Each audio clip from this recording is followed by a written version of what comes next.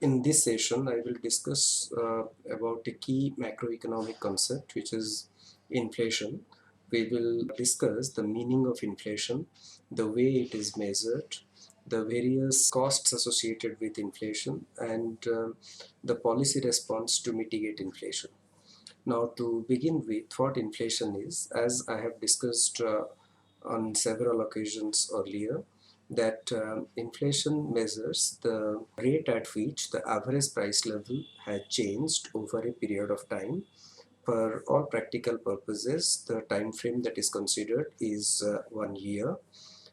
Suppose we want to measure inflation in the month of September 2018. Now, inflation in September 2018, if it turns out to be, by the official statistics, to be 4%, what it means is that compared to September 2017, prices have increased by 4% as on September 2018. And because there is a time dimension associated with it, inflation is a flow variable. As far as the significance of this definition of inflation is concerned, please remember that we are talking about tracking the average price level, and as we know, the average may subsume a lot of details in it. What happens when the inflation is rising? It is not necessary that all prices be rising. Similarly, when inflation is falling, it is not necessary that all prices are falling. Now, what I am saying, it would be more clear if you consider that suppose you are buying vegetables or fruits on a weekly basis, and last week when you bought fruits, you found that oranges were selling at say 100 rupees per dozen, and apples were selling say 100 rupees per kilo. Now, today when you go to buy the same two fruits, what you find, price of apples have fallen to say 80 rupees per kilo, but price of oranges per dozen has increased to 150 rupees. Now, you may find that the net impact is, if we say the average price of these two commodities, now you may find that the average price level has increased, but if you see the individual components, you find that price of one product has increased while the other has in fact reduced. So please remember that when somebody says that inflation is falling, it doesn't necessarily mean that all prices be falling, or when inflation is rising, all prices be rising. And also, when inflation is stable, it would also be reflecting the relative prices of different goods might be changing, but the change is occurring in such a way that the overall price level is not increasing significantly. Now, as far as the measurement issue is concerned, we have already seen one measure of inflation, which was the GDP deflator, when we made use of the nominal GDP and the real GDP figure available with us to compute the GDP deflator, and we measured inflation looking at how GDP deflator is changing from 1 year to another. Now, apart from the GDP deflator, we have some other measures of inflation. But by the way, please remember that GDP deflator is the most comprehensive measure of inflation. And why I say so? Because when we are talking about GDP, it subsumes in it all goods and services that is produced in the economy. So I am tracking the prices of all goods and services, and that is possible when I am measuring inflation through the GDP deflator. Now, so far so good. Inflation measured through GDP deflator is most comprehensive. It gives the price pressure in the economy in a much better way. But we also come across that there are measures of inflation like CPI, WPI, and also we have different measures of CPI, like the CPI for industrial workers, CPI for agricultural laborers, CPI for urban non-manual employees, CPI for rural workers, Now, also we have wholesale price index, WPI. Now, what is the reason for having a plethora of inflation indicators when we have the GDP deflator, which is the most comprehensive measure? Now, the reason for having other indicators for inflation beyond the GDP deflator is because GDP deflator is available, or we can compute the GDP deflator at best on a quarterly interval, and the GDP data is generally available at a month or two's lag.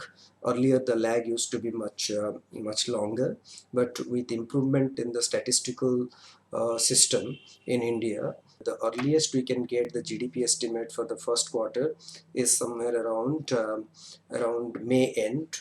So with almost a 2 months lag. Now, inflation being a key macro variable, it tells the price pressure in the economy, and if something needs to be done, suppose the inflation rate is very high in an economy and policy measures need to be introduced or to be implemented to control inflation, we cannot wait for 3 4 months or 4 5 months to elapse before taking a policy measure, because we know even if a policy measure is taken, there are lags involved in policy. There are broadly two kinds of lags that is talked about. One is the inside lag and other is the outside lag. When a policy is you would be able to appreciate what these lags are when I elaborate a bit further. Whenever a policy is implemented, for the policy to have the desired impact, it requires some time. Suppose RBI increases the interest rate, but for the same interest rate to increase across the board and to have an impact in taking out excess demand from the economy, it is going to have at least 2 to 3 quarters time lag. Now, this lag between the policy measure being taken and its impact being felt is called the outside lag, and generally this outside lag is quite large with regard to monetary policy as opposed to fiscal policy. Suppose the government wants to increase spending, the spending can be effected the very next day and the impact can be felt within a very short time. So the outside lag with regard to fiscal policy is generally shorter, but there is another lag which is called the inside lag. Inside lag refers to the time it takes to recognize that there is a need for policy action, and the time it takes to actually take the policy action. That means it is the difference between the time of recognizing a need for a policy measure and actually taking the necessary steps to introduce the policy measure. Now, we know that RBI can increase policy rate or the repo rate, or decide to infuse more liquidity or take out excess liquidity from the system by the stroke of a pen. And if today the RBI governor decides to infuse more liquidity into the system, he can do so by just giving one instruction and it can be implemented the very same day. So inside lag is very short as far as monetary policy is concerned. But suppose the government feels that there is need for a fiscal stimulus to support a higher growth rate of the Indian economy. But if we ask how long it takes for the government to implement its plan of actually increasing spending, the spending is all approved by the parliament, and if the government wants to come out with a supplement budget for additional spending, it has to wait for the parliament to be in session, or rather it can convene for a session of the parliament, then there will be the usual debate. So it is not going to be anywhere less than 2 to 3 months before something is thought of and it is actually measure is taken. So in that sense, inside lag is much higher for fiscal policy, but it is much shorter for monetary policy. Just to summarize the various lags and the time it takes, inside lag is the time difference between when you feel that a policy needs to be implemented and the time it takes you to actually implement it. and we just discussed that inside lag is rather very short for monetary policy but much longer for fiscal policy. But as far as taking a policy measure and have seeing its impact is concerned, the impact is seen much faster with regard to fiscal policy. Therefore, we say outside lag is much smaller with regard to fiscal policy, but outside lag is much longer with regard to monetary policy. Now, when we are talking about inflation, if the economy is going through, say, a very say double digit inflation, like say 10%, 11% inflation, and something needs to be done to control inflation, then we cannot waste time in recognizing that there is a need for taking a policy measure.